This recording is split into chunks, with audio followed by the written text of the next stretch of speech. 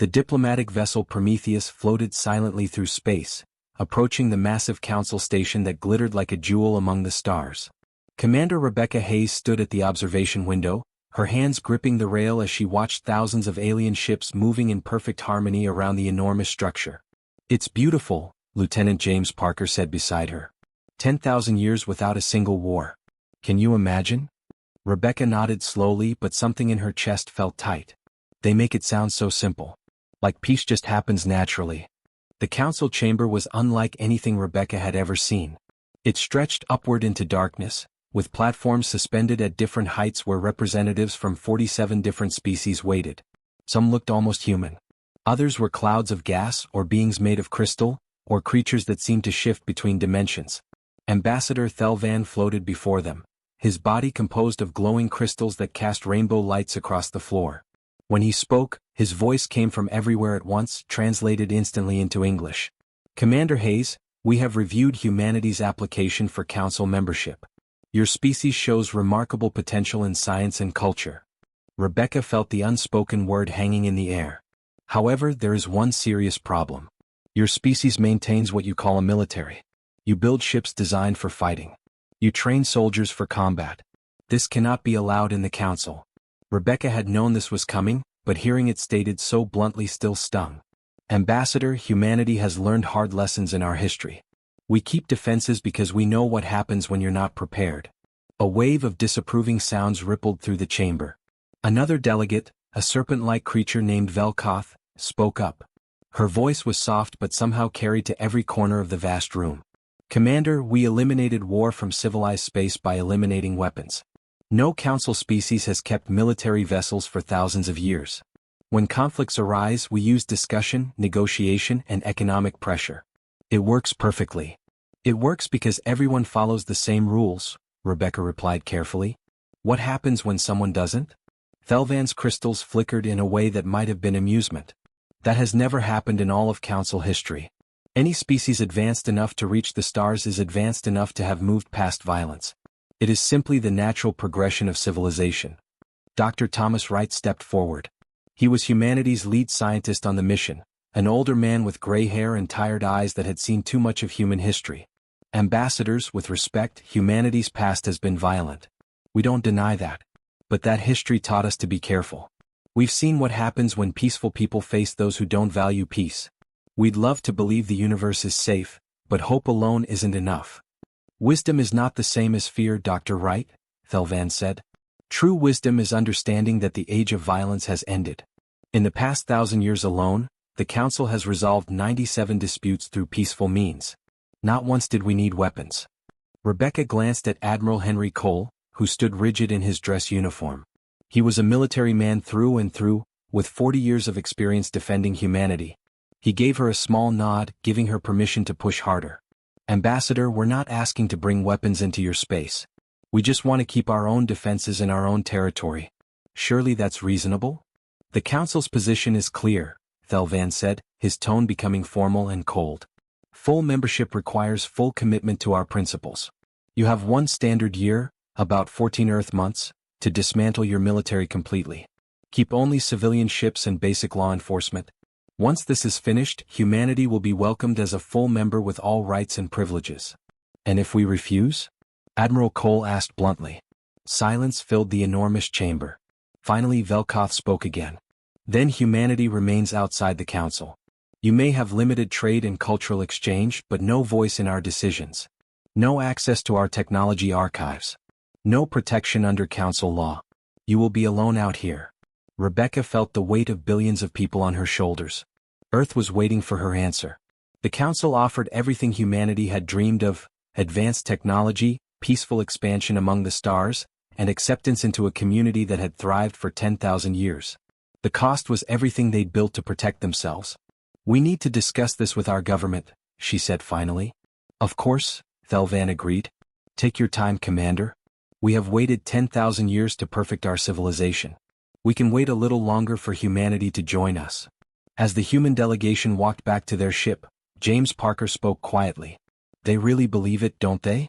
That they've moved beyond violence completely?" Rebecca stared out at the peaceful fleet of unarmed vessels surrounding the station. Research ships, colony transports, merchants, not a single weapon among thousands of vessels. They've forgotten what it took to build this peace, she said softly. Or maybe they never had to learn. Either way, they're asking us to forget everything we know about survival. Admiral Cole joined them, his reflection stern in the window. I've spent 40 years preparing for threats. And now they want us to throw it all away on faith.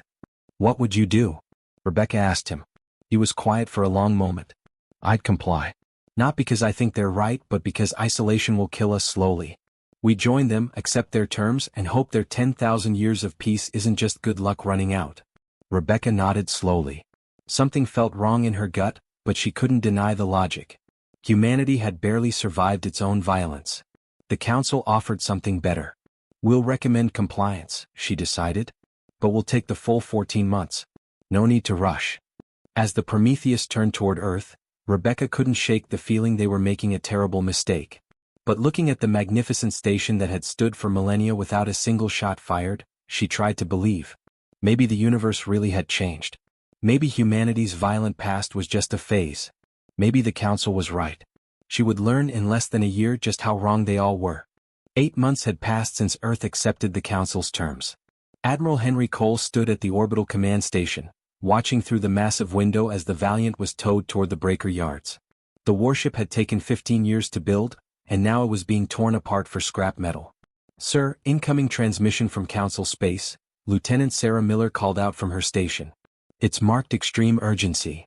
Henry turned away from the depressing sight. Put it through. The holographic display flickered to life, showing Commander Rebecca Hayes. She had been stationed at the Council's outer territories, helping integrate human colonies into their system. But the woman on the screen looked nothing like the calm diplomat he remembered. Her uniform was wrinkled, her face was pale, and her eyes held a look he had seen before in soldiers who had witnessed something terrible. Admiral Cole, she said, her voice shaking slightly, we have a serious problem. The Valorian colony worlds have gone silent. Henry leaned forward, his military mind immediately analyzing the situation. The Valorians were one of the Council's founding species, peaceful beings who had achieved space travel through pure scientific curiosity. They had 17 colony worlds with nearly 5 billion people living on them. What do you mean by silent? He asked. No communications. No signals. No energy readings. 3 worlds, Valoria Prime, Valoria 2 and Valoria 7, have just stopped existing as far as our sensors can tell. Could it be equipment failure? That's what the Council thought at first. They sent a research vessel to check Valoria 7. Rebecca paused, swallowing hard. Admiral, the planet has been stripped clean. The oceans are gone. The atmosphere is gone. The cities are gone. There's nothing left except bare rock. Henry felt ice water flood through his veins. How many people were on that planet? 400 million. All dead. And Admiral, it's spreading. 2 more colony worlds stopped transmitting in the last 6 hours. What is the Council doing about this? Rebecca's laugh was bitter and sharp. They're debating. Some think it's a natural disaster, maybe some kind of unprecedented stellar event. Others think it might be a technological accident. They've scheduled a full Council session in 3 days to discuss possible responses. 3 days, Henry repeated, his voice flat with disbelief. While entire worlds die. I've tried to explain the urgency, but they don't think like we do, Admiral. They've never faced a real threat before. The concept of something that wants to destroy them simply doesn't make sense to them. What is it? Do we know? Rebecca pulled up data on the screen.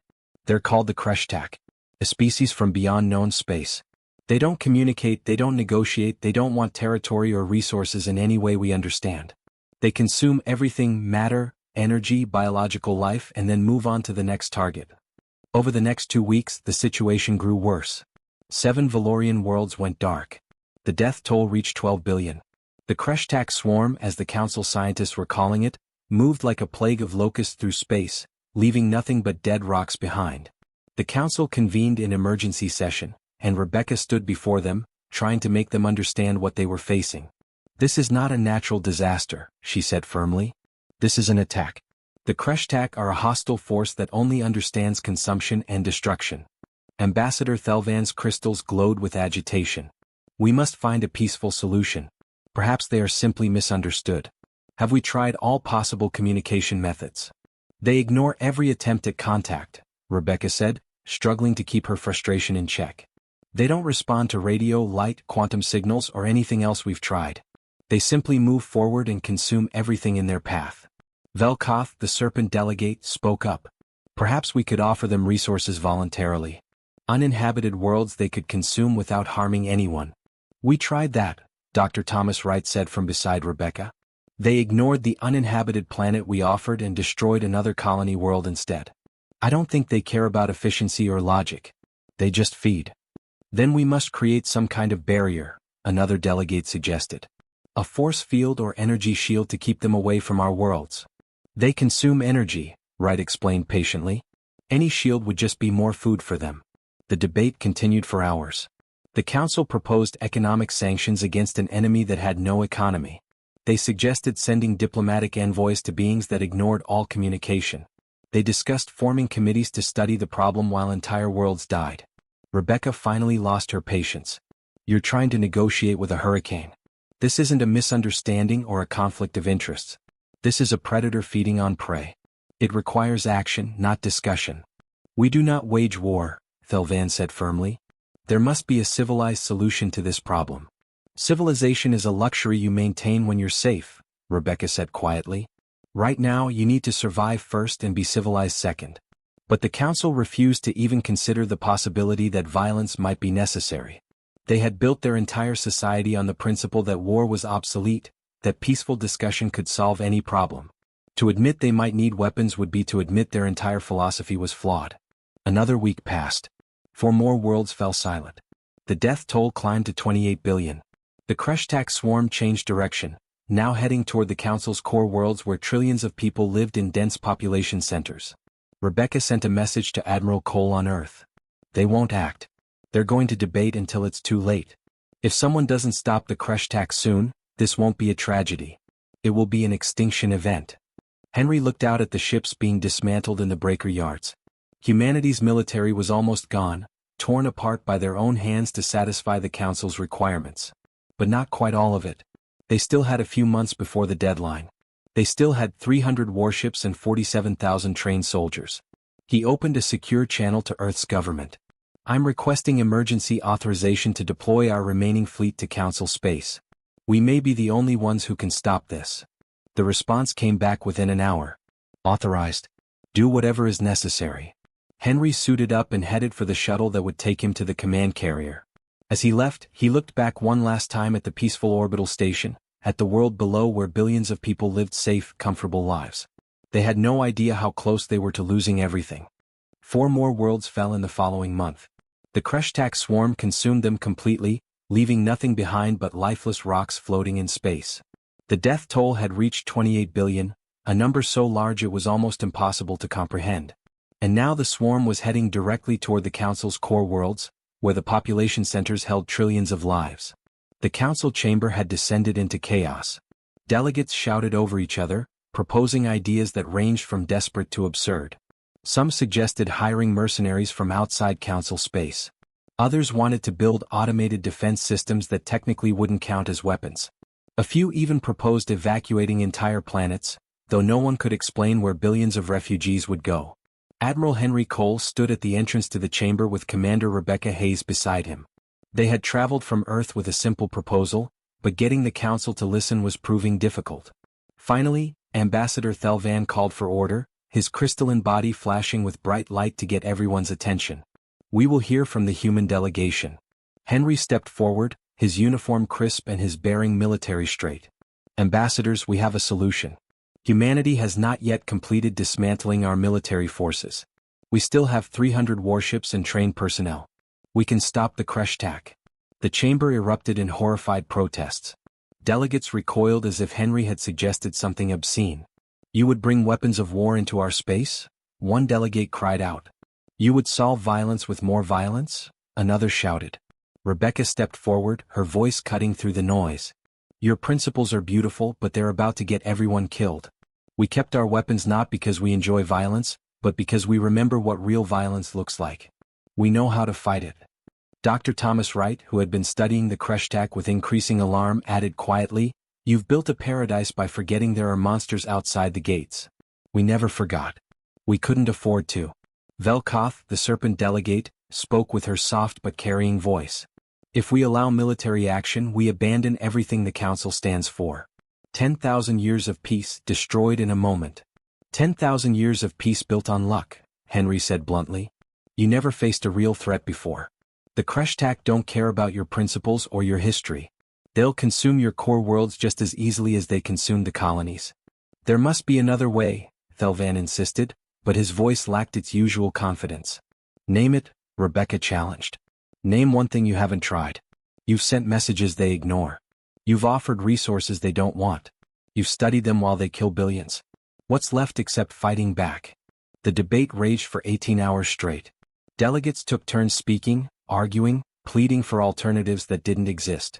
Some broke down in tears, unable to accept that their peaceful civilization was facing extinction.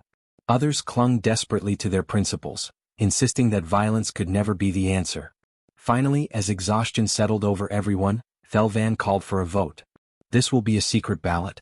The results will never appear in any official record. We are voting on whether to grant humanity temporary dispensation to act outside Council law. The vote was silent, each delegate registering their choice privately. The results appeared on Thelvan's private display, and his crystals dimmed with what might have been shame. The motion passes by a narrow margin. Humanity is authorized to deploy military forces to stop the Kreshtak threat. The chamber fell silent. No one cheered. No one celebrated. They had just voted to abandon their most fundamental principle, and everyone knew it. Henry was promoted to fleet commander on the spot, given authority over humanity's remaining military assets. As he prepared to leave the chamber, Thelvan stopped him with a gentle touch of crystalline fingers. Commander Cole, you must understand the terms clearly. If you fail to stop the Kreshtak, humanity will be expelled from the Council as warmongers who brought violence to our space. And if you succeed... He paused, his crystals flickering with conflicting emotions. If you succeed, we will never speak of this again. You will do this terrible thing and we will pretend it never happened. There will be no monuments, no records, no acknowledgement of what you did. Henry stared at the alien ambassador for a long moment. You want us to kill for you, then pretend we didn't. Yes, Thelvan said simply. That is the price of remaining civilized. Someone must do the uncivilized things, and then we must all agree to forget they happened. That's convenient for you, Henry said, his voice cold. It is necessary for us, Thelvan replied. We cannot be what you are. We cannot think like you think. But we need you to think that way just this once. It is an unfortunate necessity. Rebecca put her hand on Henry's shoulder as they walked away from the chamber. We're not doing this for them. We're doing it for the billions who'll die if we don't. I know, Henry said. But it still tastes like poison. Over the next 3 days, humanity's fleet mobilized. 300 warships, from massive carriers to small destroyers, gathered at the rally point near the Council's outer defensive perimeter. 47,000 soldiers and crew prepared for battle, checking weapons that had been destined for the scrap yards, running drills on systems that were supposed to be dismantled. Lieutenant James Parker, now commanding the destroyer Defiant, stood on his bridge and looked at the faces of his crew. They were young, most of them volunteers who had joined Earth's military for adventure and the chance to see the stars. None of them had expected to fight a war. Are we really doing this? His second officer asked quietly. Fighting a war that officially isn't happening? We're doing what needs to be done, James replied. That's all that matters. Admiral Cole broadcast a message to the entire fleet from his flagship, the carrier Wellington. His face appeared on every screen, showing the strain of command but also an unshakable determination. In a few hours, we're going to face an enemy unlike anything humanity has encountered before. The Kreshtak outnumber us, outgun us, and have already killed billions. The Council won't acknowledge this battle. History won't record what we're about to do. But we're going anyway because that's what it means to be human. We remember the cost of peace. We're willing to pay it. He paused, looking directly into the camera. Some of us won't come home. That's the truth, and I won't lie to you about it. But if we don't stop them here, trillions more will die. So we fight. We do what's unfortunately necessary. And we do it knowing that the people we save will never thank us. The fleet moved out, heading toward the Kelver system where intelligence suggested the Kreshtak would strike next. Behind them, the Council watched in silence, already preparing to forget what they had authorized. The Kelver system hung in space like a jewel, its 3 inhabited planets supporting over 8 billion people. It was also the last defensive position before the Kreshtak would reach the Council's core worlds, where trillions lived. Admiral Henry Cole had chosen this place to make his stand. The human fleet of 300 warships took up positions around Kelvor 3, the most populated planet. From the bridge of the carrier Wellington, Henry watched the sensor displays with the calm of a man who had spent 40 years preparing for war. "Sir, we're detecting movement at the edge of the system," Lieutenant Sarah Miller reported, her voice tight with tension. "It's massive." The Kreshtak swarm emerged from the darkness like a nightmare made real. Over 2,000 bioships, each one a living creature the size of a building, pulsing with alien life. They moved together like a school of fish, completely synchronized, consuming everything in their path. Lieutenant James Parker, commanding the destroyer Defiant on the fleet's right flank, stared at his display in horror. "They outnumber us 7-1. But they've never faced real military tactics." Henry's voice came through the communication channel. "They're predators, not soldiers. They attack whatever is closest without thinking. We think. We plan. That's our advantage." Commander Rebecca Hayes stood beside Henry on the Wellington's bridge. She had commanded ships before but never in actual combat. No human had fought a space battle in over 50 years, not since the last corporate war ended. All their training, all their preparation was about to be tested. "All ships, this is Fleet Command," Henry broadcast. "Execute Formation Delta 7. Draw them into the gap." The human fleet split into 3 groups, creating an opening in the center. The Kreshtak, operating on pure predatory instinct, surged toward the perceived weakness. They didn't realize it was a trap. When the bioships entered the gap, the human fleet closed around them like jaws. Missiles streaked through space, targeting the largest ships. Energy weapons carved through organic hulls.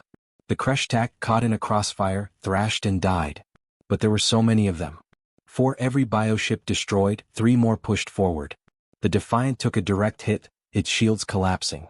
James ordered emergency repairs while continuing to fire.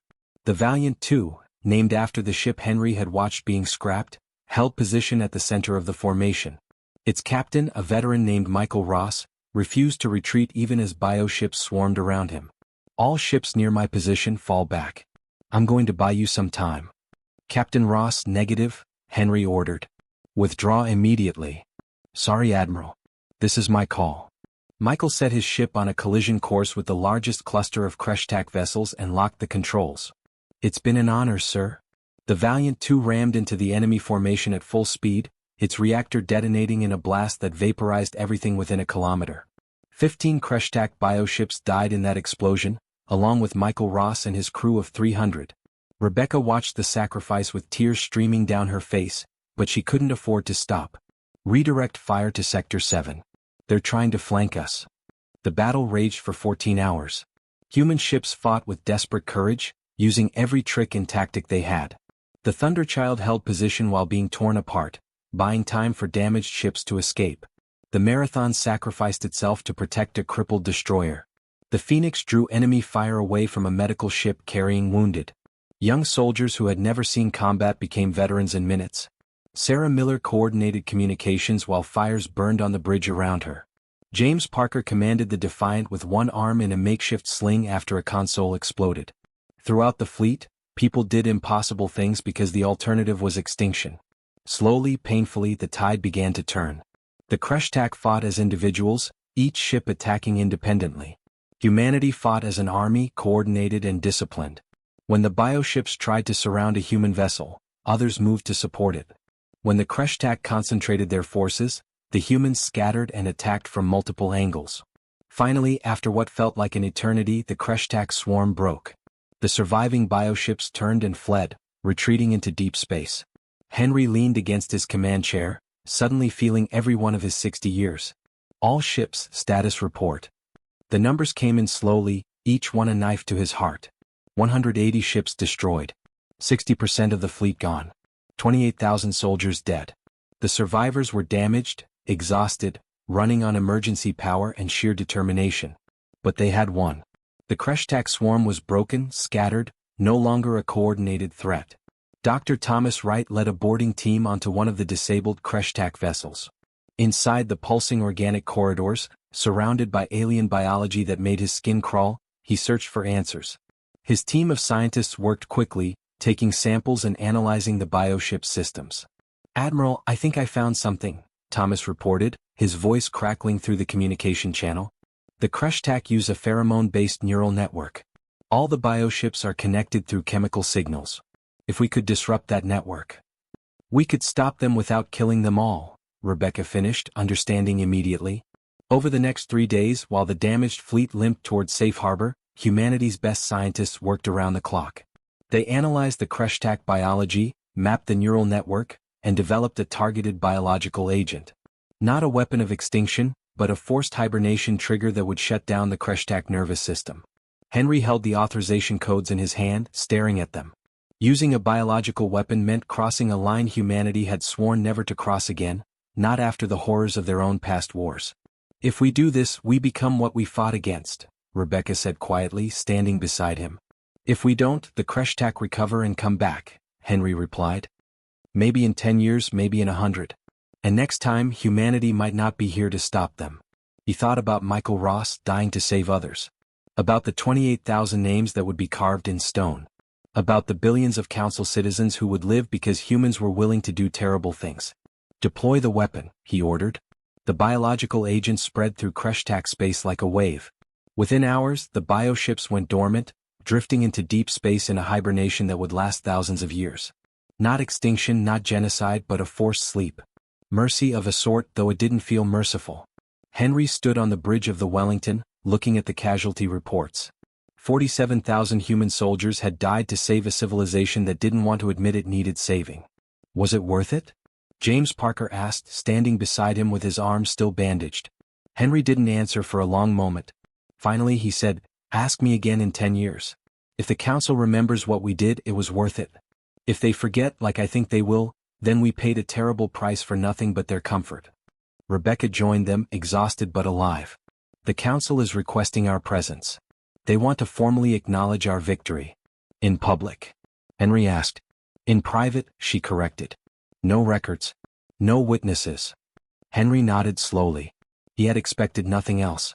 The council would thank them quietly, then erase every trace of what happened here. The battle would become a footnote, the deaths meaningless to history. But not to him. Never to him.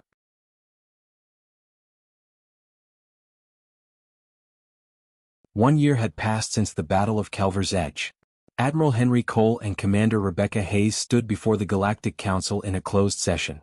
The chamber's recording systems had been deliberately shut down. No witnesses would be allowed. This meeting would never officially exist. Henry wore his dress uniform, decorated with medals he had earned in the war. Rebecca stood beside him, equally formal, equally decorated. They looked like heroes. But the expressions on the council delegates' faces told a different story. Ambassador Thelvan's crystalline body glowed with a cold light as he spoke. "On behalf of the Galactic Council, we express our gratitude for your intervention in the recent crisis." "You're welcome," Henry said flatly, his voice carrying none of the warmth such thanks should receive. "However," Thelvan continued, and Henry felt his jaw tighten at that word, "now that the emergency has ended, we must return to our fundamental principles. Humanity must complete the dismantling of its military forces immediately." Rebecca couldn't believe what she was hearing.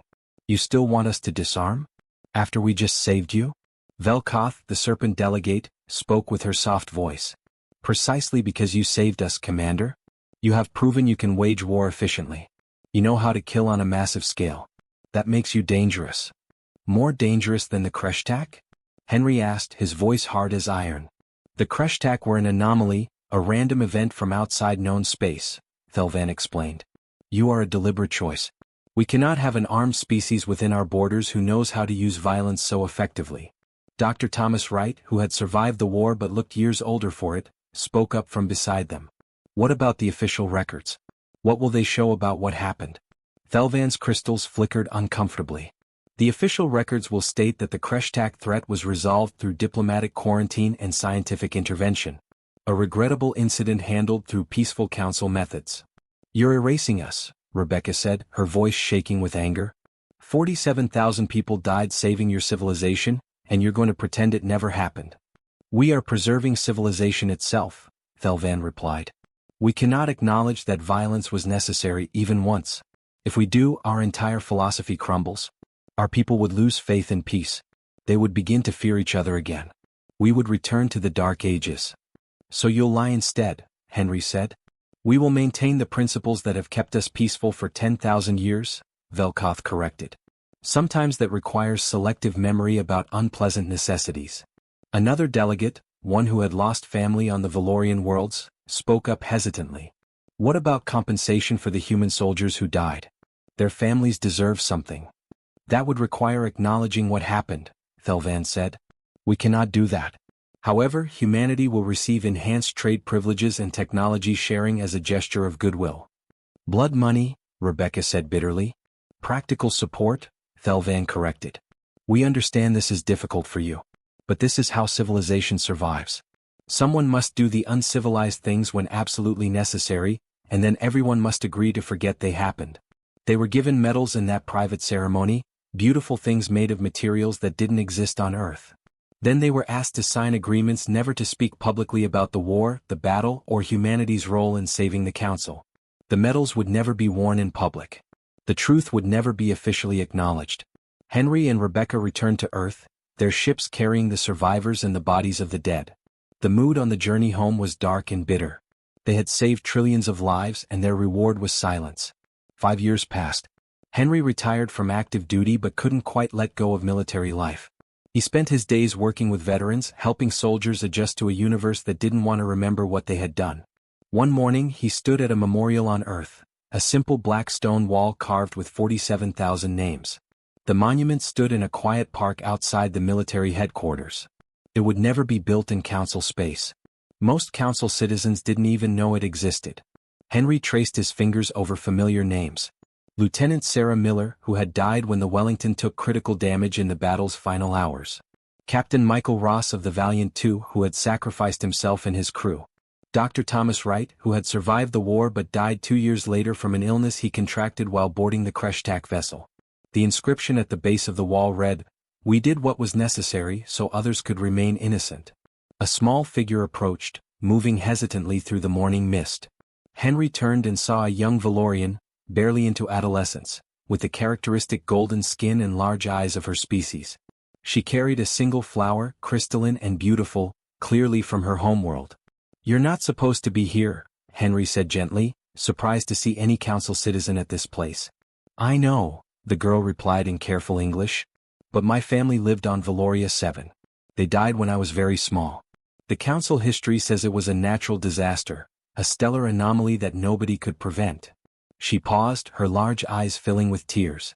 "But my grandmother told me the truth before she died last year. She said humans saved us. She said you fought when nobody else could or would. She made me promise to remember even if everyone else forgot." The Valorian child placed her flower at the base of the memorial, then looked up at Henry with an expression far too old for her young face. "Thank you for doing what was necessary even though it was terrible. Thank you for remembering the dead when others choose to forget they ever lived." Before Henry could respond, she turned and hurried away, disappearing into the mist like a ghost. He stood there for a long time, watching the sun rise over the memorial. His communicator buzzed. A message from Rebecca, now working as Earth's permanent ambassador to the Council. "Henry, the Council needs us again. Different threat, same problem. They won't call it military action, of course. They're calling it a security consultation and scientific intervention. But between the lines they're asking for soldiers." Henry read the message twice, then looked back at the wall of names. 47,000 people who had died doing what was unfortunately necessary. And now the Council wanted humanity to do it again, still without acknowledgement, still without gratitude. He could refuse. He could tell them to solve their own problems. But he thought about that Valorian girl, about the billions of innocent people who would die if nobody stood between them and the darkness. "I'll be there," he typed back. Rebecca's response came quickly. "I knew you would. That's what Guardians do, even unwanted ones." Lieutenant James Parker, now a captain, found Henry at the memorial an hour later. His arm had healed, but he still carried scars from the Battle of Kelver's Edge. "I heard about the Council's request," James said. "Are we really going to help them again?" Henry traced the names one more time, then turned to face the younger man. "Yes. Because someone has to. Because if we don't, good people die. Because that's what it means to be human in a universe that wants to pretend violence doesn't exist. Even though they'll never thank us?" Even then. They walked away from the memorial together as the sun climbed higher in the sky. Somewhere out in space, the Council continued its peaceful existence, protected by principles they would never compromise and weapons they would never acknowledge. And humanity watched the darkness, armed and ready, doing what was unfortunately necessary. Because someone had to remember that peace wasn't free. Someone had to be willing to pay the price. The Guardians nobody wanted but everyone needed.